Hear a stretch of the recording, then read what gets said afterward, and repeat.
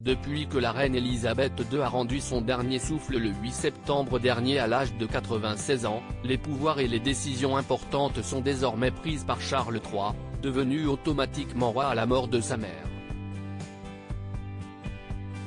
L'ordre de succession au trône a également changé, plaçant le prince William en première position, suivi par ses 3 enfants, George, 9 ans, Charlotte, 7 ans et le prince Louis, 4 ans.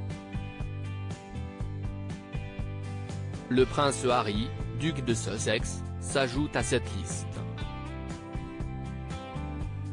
Mais étant donné que les héritiers qui le précèdent sont bien plus jeunes que lui, il n'y a que très peu de chances que le mari de Meghan Markle accède un jour au trône d'Angleterre. Il faudrait déjà que le prince en ait envie. Début 2020, le prince Harry et Meghan Markle officialisaient leur départ de la monarchie britannique. Si l'on conservait les titres de duc et duchesse de Sussex, les parents d'Archie, 3 ans et Lilibet, 1 an, ne font plus partie des membres actifs de la couronne.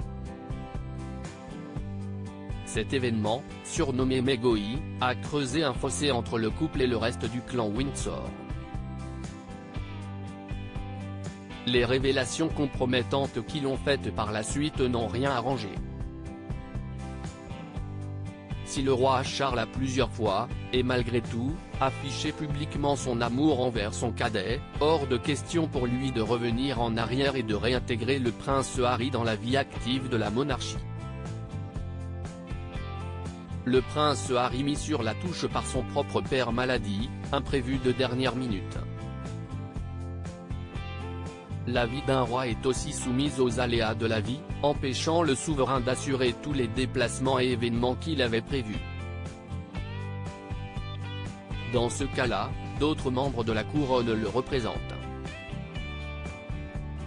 Et si le prince Harry était l'un des premiers auxquels le roi aurait pu penser pour le remplacer, ce n'est plus le cas désormais. Comme annoncé ce 14 novembre, jour des 74 ans du roi Charles III, le prince Harry est définitivement écarté pour ce rôle, comme l'est aussi le prince Andrew depuis ses démêlés judiciaires dans l'affaire Jeffrey Epstein. Si le roi Charles III est dans l'incapacité d'assurer un déplacement pour quelque raison que ce soit, ce sera à la princesse Anne, sa sœur, ou à son frère le prince Edward, d'en assurer l'intendance.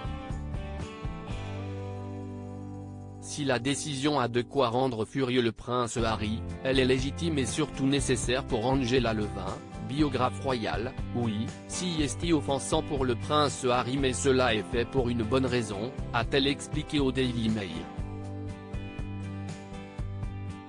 Il vit en Californie, il a décidé de ne plus être membre actif de la couronne, ce n'est qu'une conséquence logique de ses choix. Qui sème le vent.